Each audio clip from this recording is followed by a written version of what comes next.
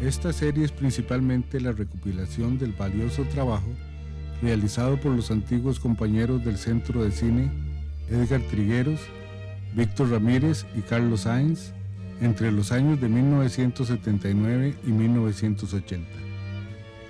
Ellos contaron con la colaboración de Quitico Moreno, Guillermo Munguía, Amando Gagens, Luis Bulgarelli, Sandra Apiz y Miguel Sánchez. Ingo Nijaus armó una versión preliminar con estos materiales.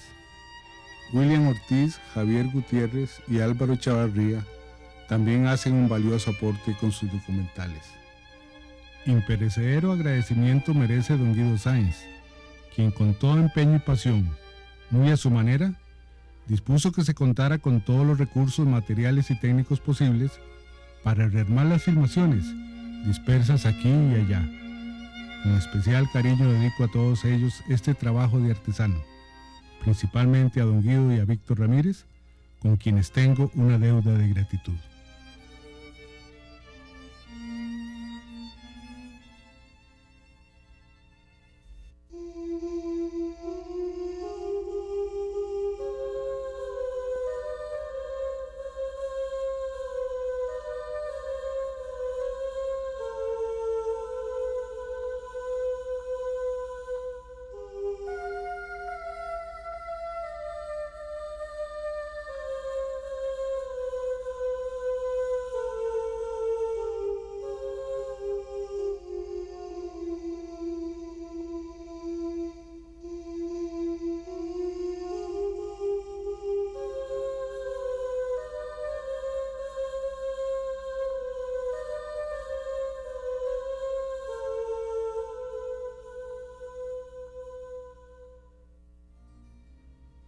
Pocos costarricenses tan costarricenses como don Pepe. Pocos hombres públicos tan discutidos como él. 3 veces jefe de gobierno, de inteligencia sagaz, pensamiento profundo e innovador. Humorista, controversial, amante como pocos del campo, de vida sencilla y frugalidad casi espartana. Dictó cátedra en las universidades más prestigiosas y alternó en los foros internacionales con los más preclaros pensadores del mundo contemporáneo. Por todo ello, también, pocos costarricenses tan universales como él. Al contar pasajes de su vida, obra y pensamiento, hemos querido que sea el mismo don Pepe quien haga la mayor parte del relato. ¿Quién mejor relator que él? ¿Quién mayor protagonista que este costarricense llamado don Pepe?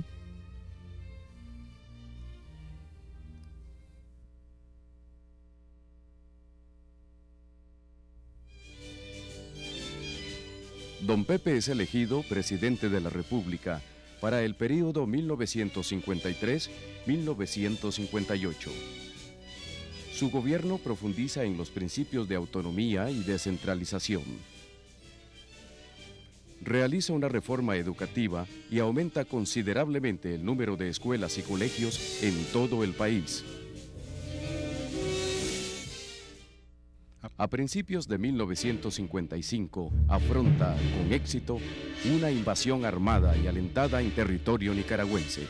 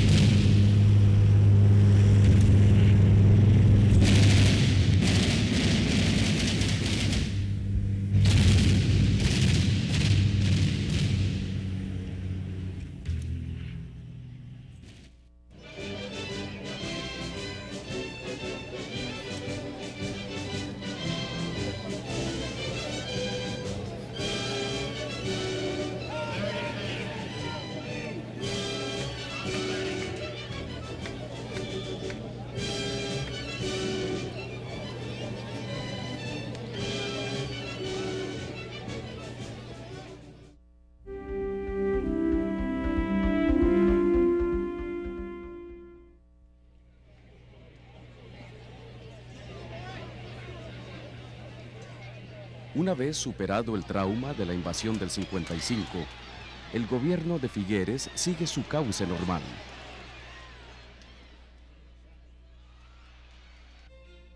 Atendiendo su vocación de educar para la vida cívica, en el año de 1956, don Pepe publica sus Cartas a un ciudadano.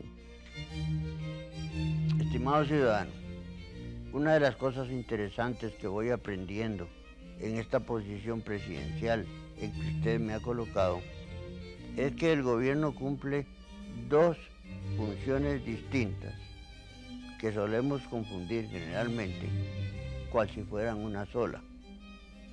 Esas dos funciones pueden llamarse, para distinguirlas con nombres diferentes, administrar y gobernar. Administrar es dirigir el funcionamiento diario de los organismos públicos tal cual se maneja una empresa particular o un negocio de tamaño grande.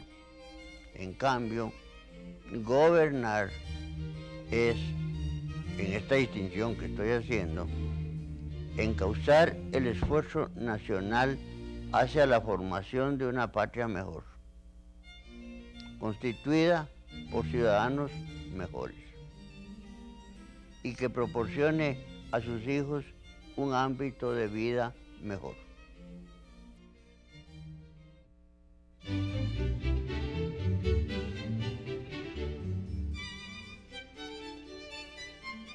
Terminado el período constitucional de Figueres, el licenciado Mario Echandi, al mando de la oposición, resulta elegido presidente de la República. Este señor, Mario Echandi, ganó las elecciones también por una fisura que existió dentro del Partido de Liberación Nacional. Sí, entre Orlich y Jorge Rossi, sí. ¿Cuáles serían las razones de esa separación? Las de siempre. Las de siempre. Tal vez un error mío no haber intervenido más a tiempo. Yo por abstenerme, por no estar imponiendo mi criterio o tratando de imponerlo, permití que la cosa llegara a un punto en que ya cuando yo quise ayudar a mantener la unión ya era tarde. Y los dos eran buenos. Orlich y Rossi, cada uno a su manera, los dos eran buenos. Ese fue el disparate. Pero bueno, al Partido de Liberación le hace bueno estar fuera del poder. Le hace bien. No hay que lamentarlo tanto. Ya, algo que me gustaría hablar es la relación política que existió entre su persona y Otilio Late. Ya después de 1958, Otilio Late ya pues, es hasta cierto punto antagónico a las ideas de liberación nacional. Bueno, hay un dicho latino según el cual de lo muerto no se puede hablar sino lo bueno. Y yo procuro adherirme a él, ¿verdad? Lo mucho que yo considero bueno de don Otilio Late, lo sigo diciendo. Y los defectos personales o limitaciones que yo, como sin razón, pudiera haberle atribuido en su tiempo, se me olvidaron ya. Él asumió, eso es cierto y eso no es atacarlo, una posición de avance mucho más lento en materia social que el partido nuestro. Y era de mentalidad más conservadora, ¿verdad? Lo cual no quiere decir que fuera brillante como periodista y como orador y como escritor. La guerra se vio mucho a su elocuencia. Sí, ya en 1962, don Francisco Orlich gana las elecciones. Sí. La gana Otilio Late y se las gana también al doctor Calderón Guardia, que había regresado al país. Sí, sí. Fue un triunfo muy difícil. Otra vez Liberación Nacional en el poder. Otra vez Liberación en el poder y otra vez yo fuera porque cuando Liberación está en el poder yo procuro meterme lo menos posible, no siendo yo el presidente, ¿verdad? Porque eso sería inadmisible, eso es la suegra en la casa disponiendo cómo se pone la mesa. Es inadmisible para los presidentes de Liberación Y parecería normal para los que no lo han sido, pero yo no he seguido la regla. Yo he estado en cooperación con los que no han sido de liberación. A mí mismo Otilio, que nos había combatido, yo le ayudé lo que pude. Porque es ayudarle al presidente del país, ¿no? Entonces, usted más, don Francisco Orlich gobernó con toda autonomía. Absolutamente. Absolutamente. Y con muy buenos colaboradores. Y era un hombre muy distinto a mí. Amigos de San Ramón desde la escuela primaria, pero muy distintos, ¿verdad? Él era un hombre mucho más de acción y mucho más aficionado a la política. Yo era un hombre más de estudio y de meditación y de laboratorio, ¿no? O soy. Por cierto que cuando estaba muriendo don Chico, yo me le arrimé y le dije, Chico, en caso que te pongas peor, él nunca admitió que estaba muriéndose, aunque yo creo que lo sospechaba. Chico, en caso que te pases por una crisis o que te agraves o así, hay alguna cosa confidencial que querés que haga, que yo haga. Y dice, no, nada, tengo todo arreglado. Él fue compañero mío en Boston, compañero en Nueva York, compañeros en la escuela primaria de San Ramón. Fuimos dos vías paralelas, como decía Plutarco.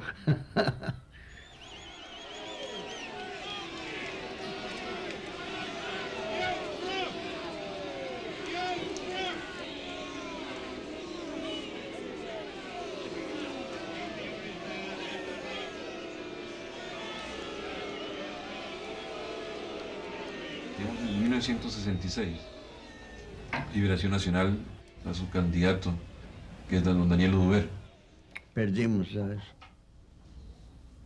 Don Daniel perdió también por divisiones nuestras, ¿verdad?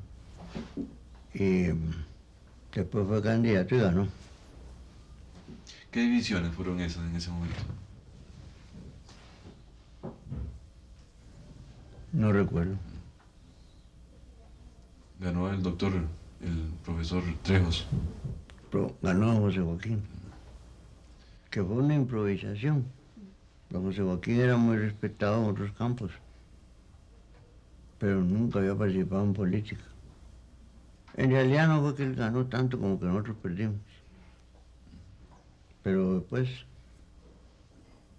confirmó el buen juicio con que lo habían escogido quienes lo escogieron como candidato. Resultó ser un hombre de mucho sentido de responsabilidad. Muy serio. Y yo tuve mucho gusto en ayudarle. ¿Y usted en 1958 no había dejado el poder? En 1969 ya se trabajaba usted políticamente. Yo tuve mucho tiempo sin meterme en el partido, hasta que me volvieron a postular.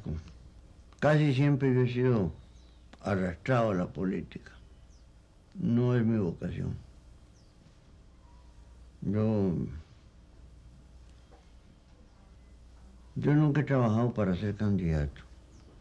Cuando me han puesto candidato he trabajado para ganar, ¿verdad? Eso aparte.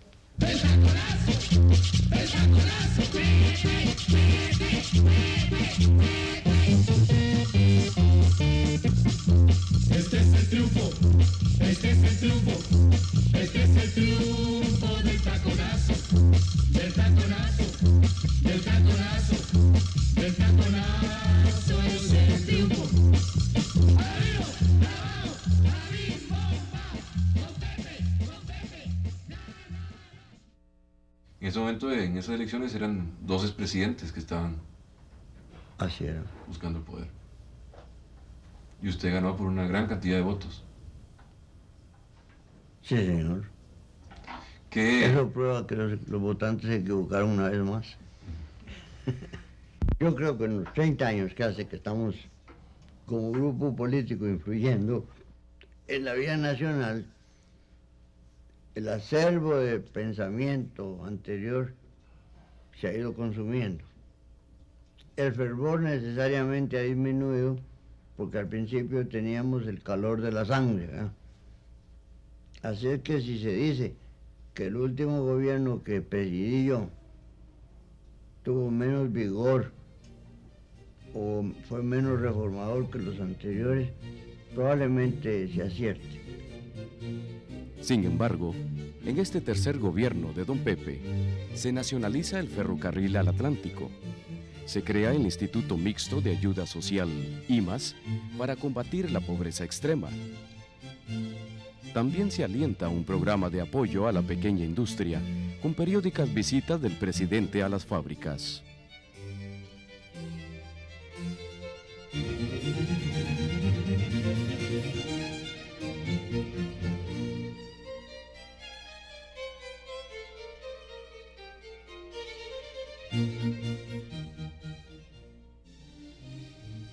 Costa Rica inició en esta tercera gestión de Figueres una revolución cultural sin precedentes. La creación del Ministerio de Cultura, Juventud y Deportes en 1970 fue el inicio. Vino después la reorganización de la Orquesta Sinfónica Nacional y la creación del programa juvenil, la creación de la Compañía Nacional de Teatro, el Departamento de Cine, el Departamento de Radio y una serie de instituciones que orientaron con mayor firmeza la actividad cultural. En la primera presentación pública del naciente programa de la Orquesta Sinfónica Juvenil, don Pepe dijo las siguientes palabras. Silencio, silencio y no palabras, es en realidad lo que se impone. El más respetuoso de los silencios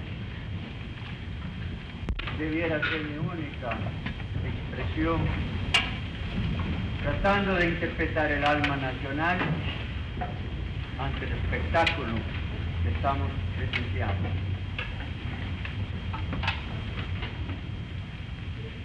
Me ha hecho esto recordar que cuando yo tenía la edad de uno de estos niños, pregunté qué es un silencio en el pentagrama. Y me contestaron, un silencio es una nota que no suena. Cuán sonoras son las notas que no suenan. Guido Sáenz me indujo a fundar una orquesta nacional de primer orden.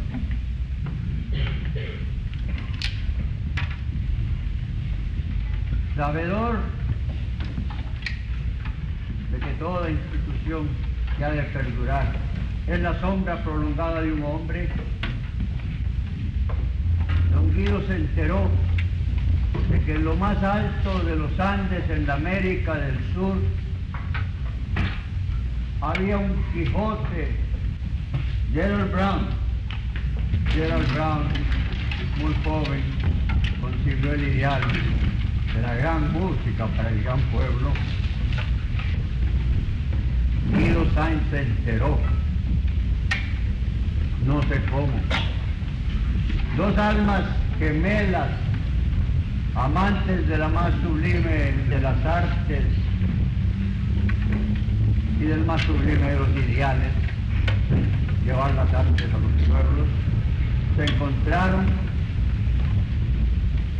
y Guido Sáenz, viceministro de Cultura, me indujo a mí a hacer lo posible porque el gobierno de Costa Rica diera su apoyo al ideal de Gerald Brown.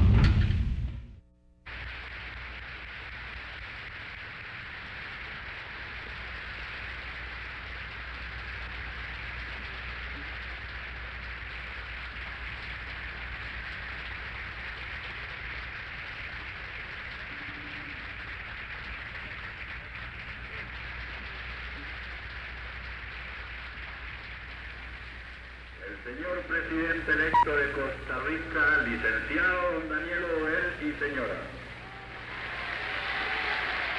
8 de mayo de 1974. Rompiendo la tradición electoral de los últimos 26 años, Daniel Oduber Quirós alcanza la presidencia postulado como candidato del Partido Liberación Nacional, a la sazón en el poder.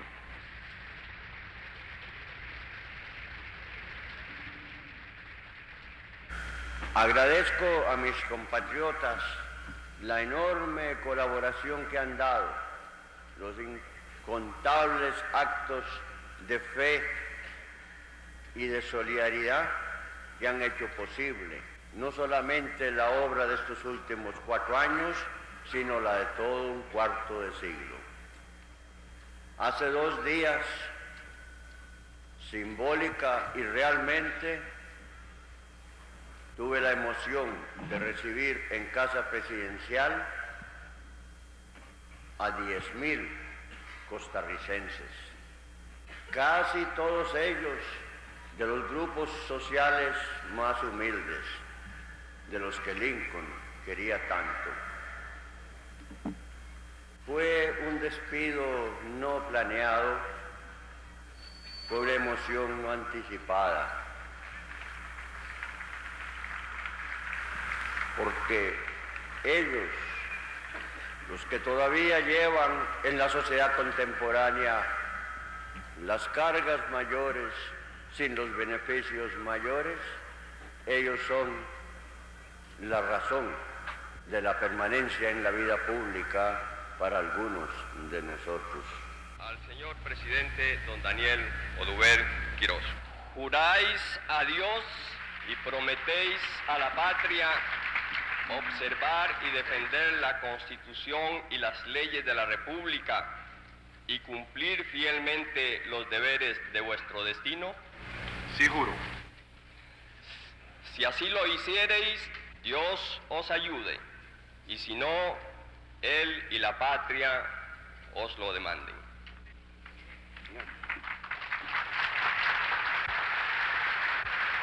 Primera vez que la casa de un amigo, usted sabe.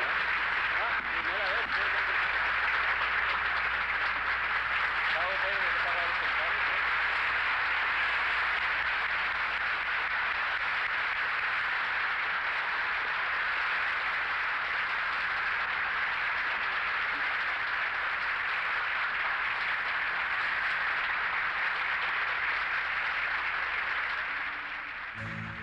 El 8 de mayo de 1974 finaliza el tercer período presidencial de don José Figueres, pero no con ello su activa participación en la vida política del país. En adelante, don Pepe sigue de cerca cada acontecimiento.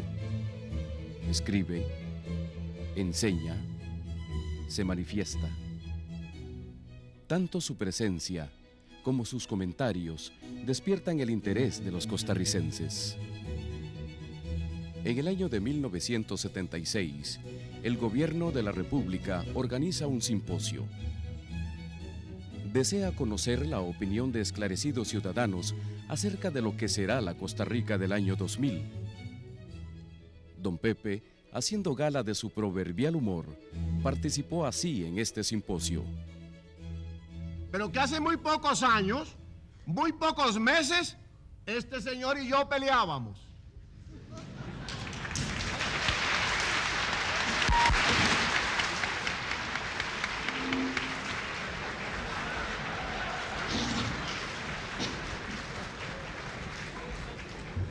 Discutíamos en la tribuna pública y buscábamos de cada uno agrandar el defecto que todos tenemos, pero que todos queremos tapar. Antes que nada, yo quisiera rectificar, si no es presuntuoso, una impresión que han dejado los dos o algunos de los discursos anteriores. Y la impresión es de que el país está muy mal, de que hemos seguido un mal camino.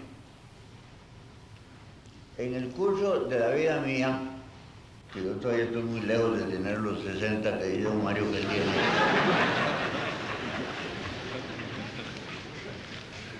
en el curso de la vida mía el costarricense y la Costa Rica nuestra han mejorado enormemente. Siempre cito el caso, porque en nuestros tiempos todo se mide por eso que llaman parámetros los economistas. Yo no sé qué quiere decir, pero rajo usando la palabrilla.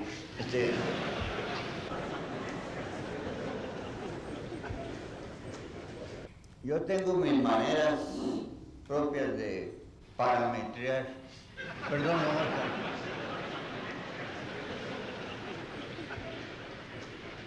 Y yo digo que si hace un cuarto de siglo, 2/3 de la población de Costa Rica tenía un consumo de bienes y servicios insuficiente, hoy es 1/3. No es cierto, yo vivo aquí, no es cierto que hayamos retrocedido, hemos adelantado.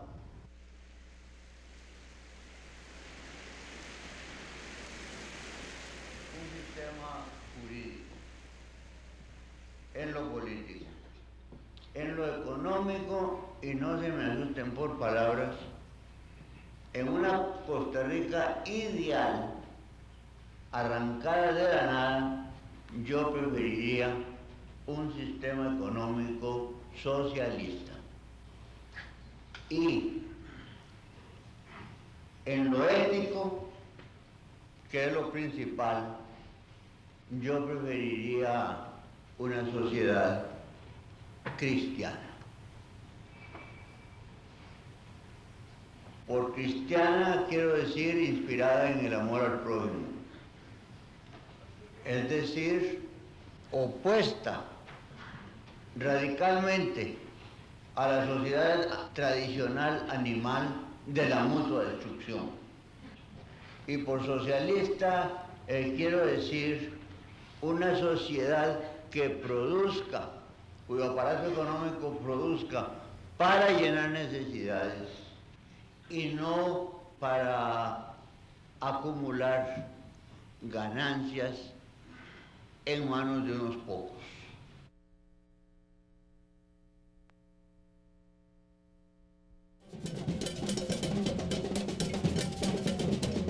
A pesar de que negó siempre ser político, no le faltaban virtudes en la tribuna de plaza pública. Atención, como que las campanas son un buen augurio de triunfo para la liberación nacional comenzada por Don Pepe. ¡Viva Don Pepe y sus hombres de palabra! ¡Viva Don Pepe y sus mujeres de palabra!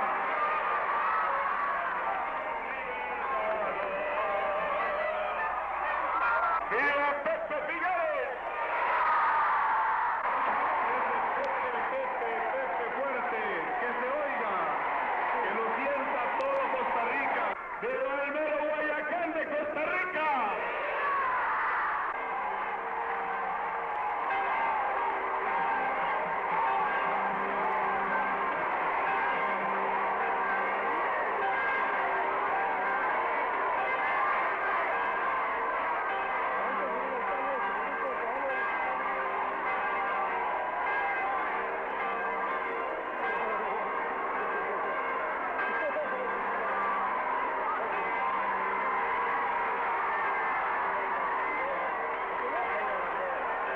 Bajen las banderas para verles la cara.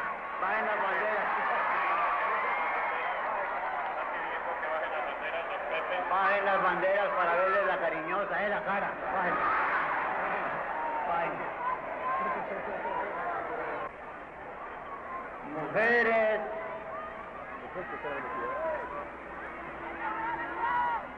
Mujeres de mi patria. Mujeres, qué gran idea la de hacer en esta campaña una gran reunión de mujeres. Qué gran idea, porque precisamente el partido nuestro tiene algunas cosas que conversar con ustedes. No estamos arrepentidos de haber dado la lucha por el voto de la mujer.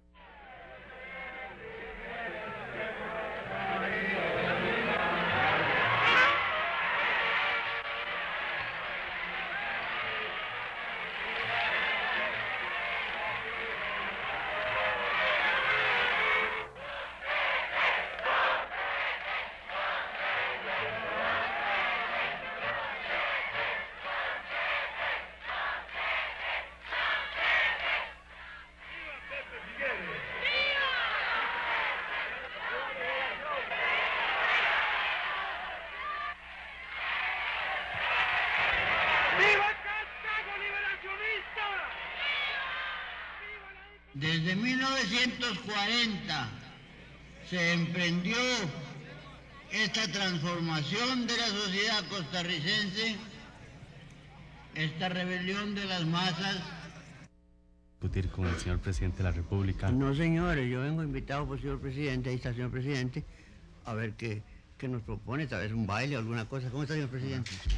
¿Cómo es un baile la cosa? Es un baile, ya lo que quiera, ¿no? A ver, muchachos. ¿Qué dice usted? ¿Qué le parece a usted que discutamos hoy? Cuéntenos usted. Bueno, para eso yo creo que está el señor presidente de la República. Yo creo. Es el que invitó. Licenciado Rodrigo Carazo. Sí, como no. En primer término debo decir que ante una manifestación muy abierta y generosa de don Pepe Figueres y una intervención muy seria de hace 3 semanas del expresidente Oduber, surgió la idea, que luego se complementó con una participación del expresidente Chandy en la Universidad de Costa Rica, de invitar a los expresidentes para que comentáramos un poco sobre asuntos nacionales. Claro que en Costa Rica, en donde los expresidentes y el presidente de la República nunca se reúnen, esto resulta como muy espectacular. Me extraña la extrañeza. Pero lo cierto es que es de lo más normal en un país democrático como es Costa Rica. En el año de 1979, el entonces presidente, don Rodrigo Carazo, convocó a los expresidentes a una reunión. Este hecho, en sí mismo, provocó extrañeza. Yo admiré mucho al candidato a la presidencia de Estados Unidos, Adlai Stevenson. Y una vez que vino aquí de visita, le invitamos a una comida y don Rodrigo me ha ido a contar esto. Y en su discursito de agradecimiento decía que en Estados Unidos no son ellos tan sofisticados. Esa fue la palabra que usó. Como aquí, de que puedan reunirse fuerzas políticas antagónicas ante un visitante internacional de prestigio o ante un problema nacional como los que hoy afrontan. De manera que cuando se sorprenden ustedes de estas reuniones, yo les repito la frase de don Cleto, me extraña su extrañeza.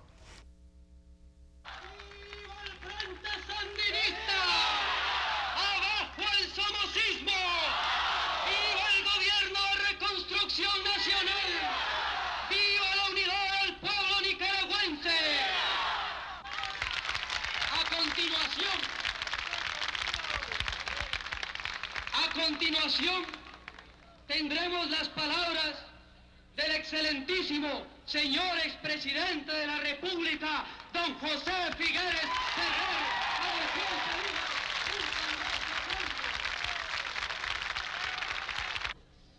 Vivimos, para decir poco, vivimos momentos de gran tensión en la causa de la libertad de Nicaragua y de la libertad de América y del mundo. Vivimos momentos de confusión. Costarricenses, centroamericanos, demócratas de América. Yo siempre entrometido. Vengo aquí bajo unos estandartes que dicen no intervención, siendo un hombre como yo que siempre ha intervenido en la medida de mis fuerzas en cualquier lugar donde ha habido un pueblo pisoteado.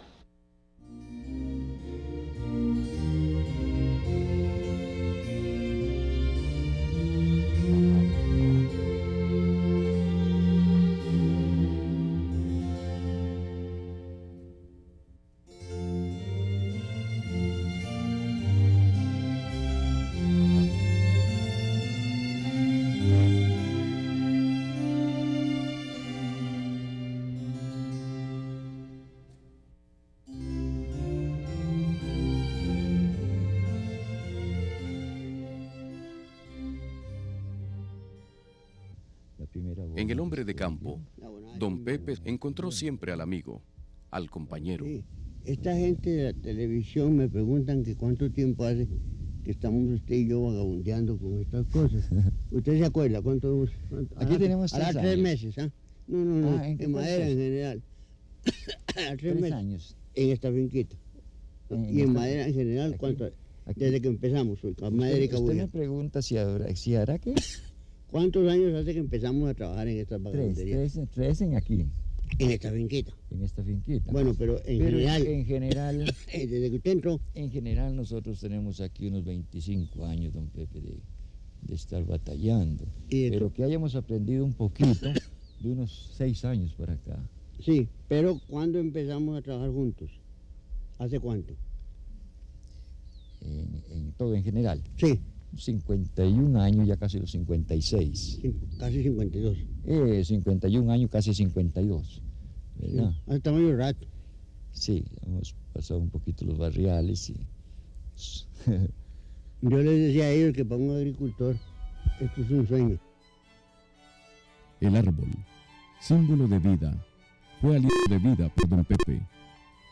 De su savia y resiedumbre, de sus poderosos tallos y raíces, veía surgir prosperidad para el suelo que los albergara.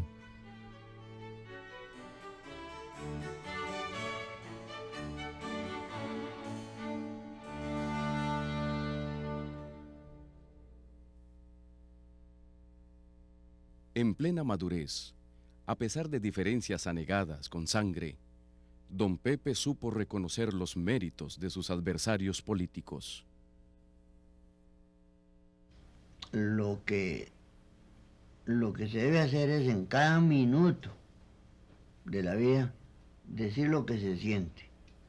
Y después de eso, todos esos minutos vistos en continuidad, resulta que son consistentes, que lo que había cambiado eran las circunstancias, que mientras el hombre sea espontáneo y sincero, no entra en contradicciones, aunque se las señalen. Y a mí no me da ningún temor reconocer hoy los méritos de Calderón Guardia. Ninguno. Yo creo hoy, no tengo ningún empacho en decirlo, que nosotros, comenzando por don León, don Otilio, el diario Costa Rica, fuimos demasiado severos al juzgar el gobierno de Calderón y que cometimos injusticias. Mira, hay un pequeño monumento aquí abajo que dice, en honor a los caídos de 1948, de ambos bandos. Ese monumento me costó disgustos, como usted no tiene idea, con los nuestros. Que por qué de ambos bandos. Yo no puedo ser como fue Franco hasta 2 o 3 años o 5 años antes de morir, que dice que quería hacer el monumento solo a los que cayeron del lado de él. No. A mí me pareció que hasta los que llamábamos mariachis tenían mucho mérito. Eran los peones de la compañía bananera. Yo los vi morir como moscas, porque les decían que había que luchar por las garantías sociales. ¿Qué iban a entender ellos de garantías sociales? Pero les metían un ideal en la cabeza. Y yo tuve mucho gusto en reconocer esto desde el puro principio. Yo me acuerdo que escribí un articulito que por ahí está en los archivos, que se llamaba, ya no me acuerdo, en que metía a Monseñor Sanabria, reconociendo muchas cosas, prematuramente en el grueso de la opinión pública, sobre todo en la opinión pública que está con nosotros en la guerra.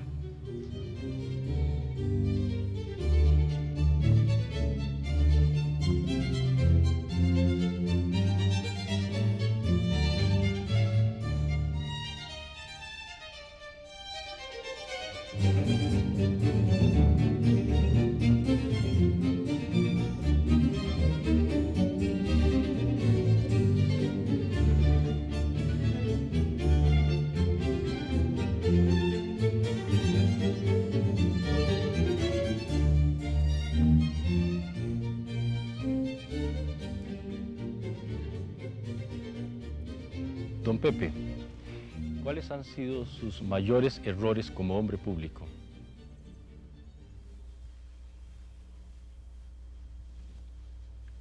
Es cuestión de perspectiva, de tiempo, falta un dato ahí. Voy a decirle en una fábula griega lo que quiero decir. Él recuerda que en tiempos en que se viajaba a pie de ciudad a ciudad, un viajero se arrimó a un viejito que estaba sentado en una banca y le preguntó cuánto tardo de aquí a la próxima ciudad, digamos a San José de Costa Rica, a pie, viniendo de Cartago, viniendo de la afuera. Y el viejo se quedó muy serio y le dice, anda. Le repitió la pregunta 2, 3 veces y el viejo contestó, anda. Entonces se convenció que estaba loco y se fue. Cuando había caminado un rato, unos pocos minutos, un minuto lo llamó. Y le dijo, mire, 2 horas y media. ¿Cómo es eso? ¿Por qué ahora sí sabe usted y antes no? Porque yo no sabía qué velocidad camina usted. ¿Se acuerda de esa fábula, este sopo, verdad? Esos los errores depende vistos desde cuándo. Vistos desde ahora o del momento en que se cometieron o vistos en el futuro. ¿Y en cuál futuro? ¿A qué distancia? Es como todas las cosas son tan relativas.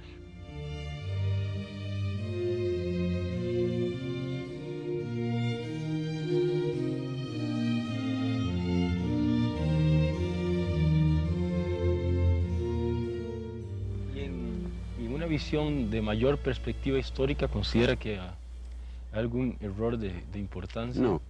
No, yo estoy muy satisfecho. Yo creo que el enfoque que yo hice o contribuí a hacer de la economía y de la sociedad costarricense antes y después de 1948, pues fue el menos malo que las circunstancias permitían. Sí, ya con eso, cuando eso yo no era un chiquillo, yo soy del año 6, fíjese, ya tenía 42 años. Yo no era un chiquillo y había luchado mucho con toda clase de empresas y había leído mucho, viajado mucho. Y yo determiné casi por mí mismo el tipo de sociedad y el tipo de economía que a Costa Rica parecía convenirle más en aquel momento, en lo cual no fui nada original, era la misma idea, dadas las circunstancias, digamos, de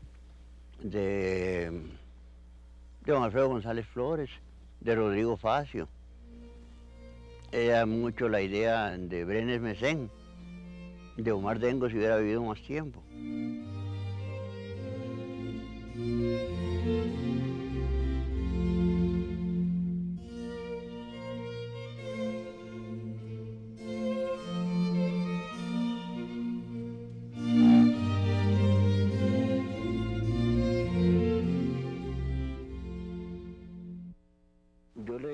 Que yo soy producto de una familia que pasó hambre en las invasiones de Napoleón, ¿verdad?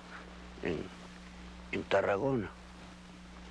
Y tal vez eso tenga que ver, pero probablemente la filosofía que yo leí de muchacho sea una filosofía de austeridad y el hecho de mi formación socialista me ha hecho ver siempre, pues una frase tan elemental y tan bella que la pronunció un mexicano, no fue un utópico francés ni inglés. Una frase bellísima, que dice que nadie tiene derecho a lo superfluo, mientras haya quienes carezcan de lo indispensable. Es mexicano, creo que eso salió aquí en el Atlántico, ¿cómo se llama? Veracruz. Creo que es un pensador de Veracruz, ¿verdad? Y está escrito en alguna parte. Qué cosa más cierta, ¿eh? Como la otra que yo creo haberle estampado yo, de que si uno no vive como piensa, acaba pensando como vive.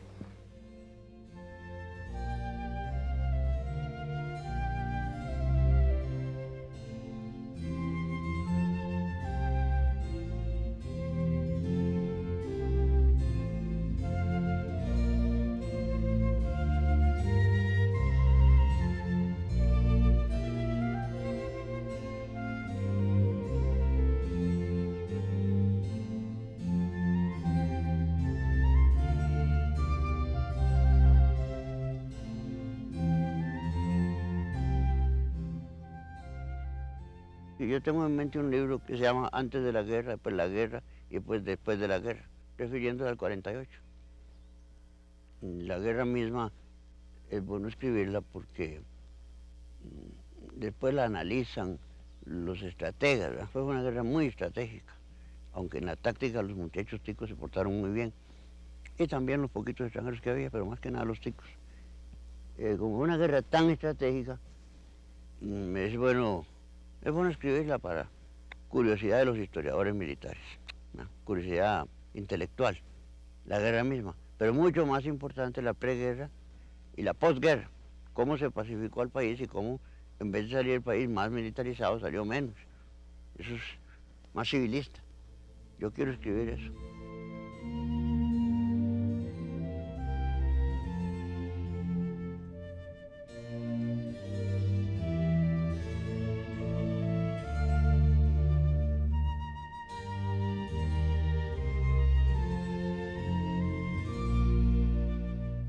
Don Pepe, ¿es usted religioso?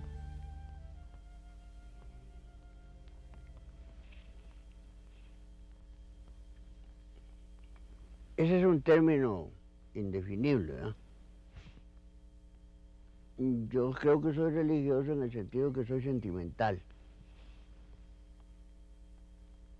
Pero soy muy antidogmático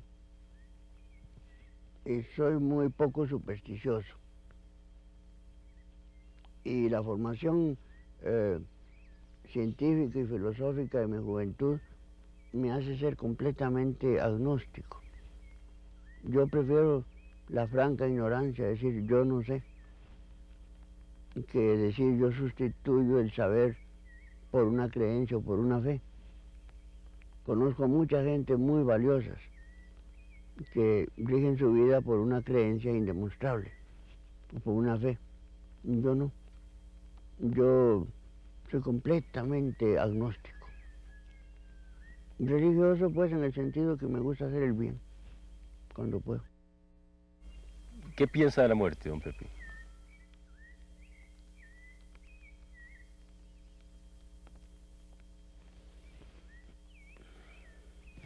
A mí me parece que cuando un ser humano muere, es como cuando muere un árbol. El hombre de hoy, de fin del siglo XX, no sabe nada de eso. Y el hombre de todos los milenios pasados, ha sustituido el conocimiento con la creencia. Yo tengo una tranquilidad completa respecto a la muerte. A mí me parece que el de los amigos y seres queridos que han muerto no queda absolutamente nada. Si acaso quedan sus libros. Y que cuando yo muera es como cuando se seca un árbol. Yo quisiera morir en el mayor uso posible de mis fuerzas y de mis capacidades intelectuales. Pero sí, no quisiera yo morir con alguna deuda moral, de que se le hizo una injusticia a alguien, de que se le pudo ayudar a otra persona un poquito más de lo que se le ayudó, de que no se le expresó gratitud por los bienes que hizo. Yo no quisiera morir con esa clase de deudas morales.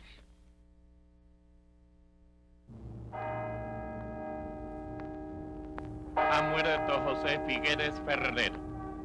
Atención, ha muerto Figueres. El país está de luto y todos sentimos que uno de los hombres más importantes de Costa Rica se ha ido. De última hora, don Pepe ha muerto. Agradecemos a todos los costarricenses que en estos momentos de tristeza se han acercado para manifestarnos su solidaridad. Agradecemos de todo corazón las muestras de condolencia que nos han dado, pero sobre todo agradecemos sus sentimientos de infinito cariño por don Pepe. Campesinos, obreros, profesionales, empresarios, niños, jóvenes y ancianos han llegado desde los rincones más lejanos de nuestra patria para rendirle este homenaje a don Pepe. espontáneamente, aún en medio de las inclemencias del tiempo, de día y de noche, desde las costas y desde las montañas, desde los campos y las ciudades, mujeres y hombres han venido a confirmarnos la certeza de que don Pepe, con su alma campesina, vivirá para siempre en el espíritu costarricense. Esta enorme concurrencia, esta consternación por la ausencia del caudillo, reafirman que los costarricenses conservamos una gran esperanza y una inagotable fe en los ideales de don Pepe. Esos ideales son los que moldearon la Costa Rica pacífica, democrática y solidaria que nos dejó. Expresan de la manera más profunda y más permanente lo que los costarricenses de todas las generaciones queremos mantener en nuestra patria. En los momentos decisivos de nuestra vida nacional, el ideario de don Pepe ha sido y seguirá siendo siempre fuente de esperanza y de renovación. Sus ideales son permanentes, válidos y vigentes. No permitamos que se conviertan en palabras gastadas. Los que deben evolucionar en el tiempo y de acuerdo con las nuevas circunstancias de la vida nacional son los mecanismos que usamos para llevarlos a la realidad.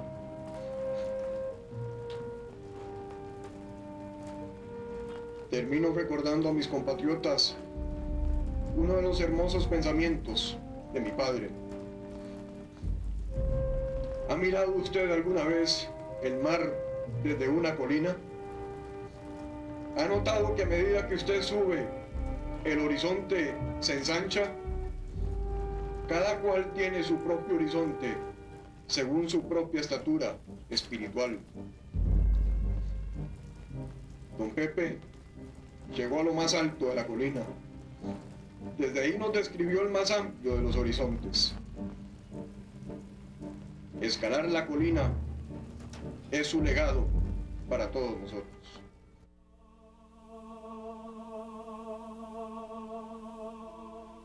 Quien cree en mí, aunque haya muerto, vive.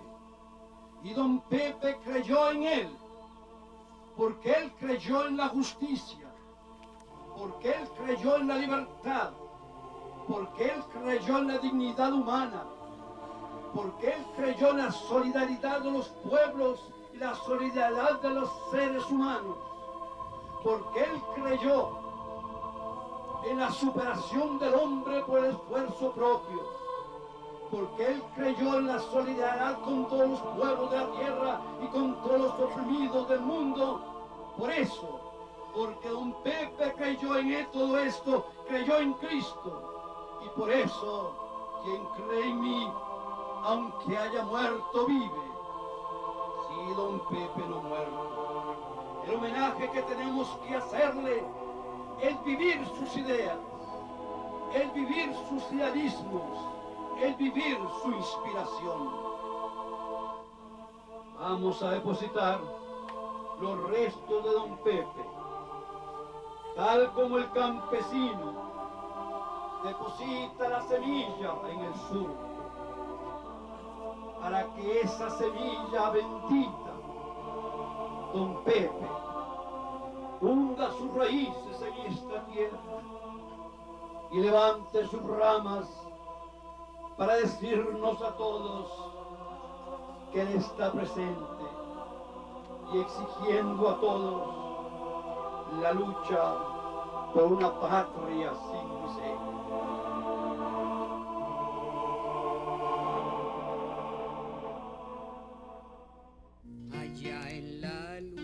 Y en San Cristóbal un estandarte yo vi flotar.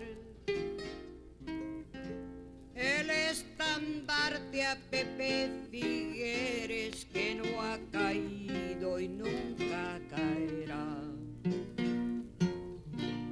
Allá en la lucha y en San Cristóbal un estandarte yo vi flotar. El estandarte a Pepe Figueres que no ha caído y nunca caerá.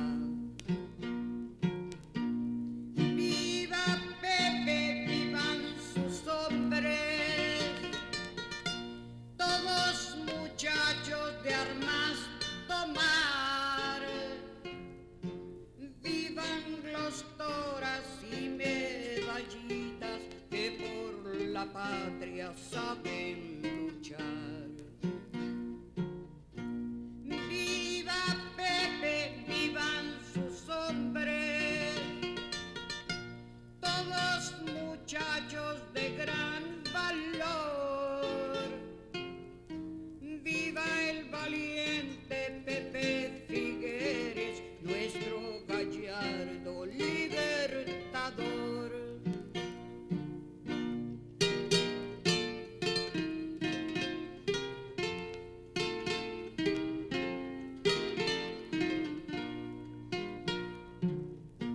Bajo la sombra siempre querida de aquel simbólico Guayacán, de triunfo en triunfo fueron las armas hasta alcanzarnos la libertad. Bajo la sombra siempre querida de aquel simbólico Guayacán.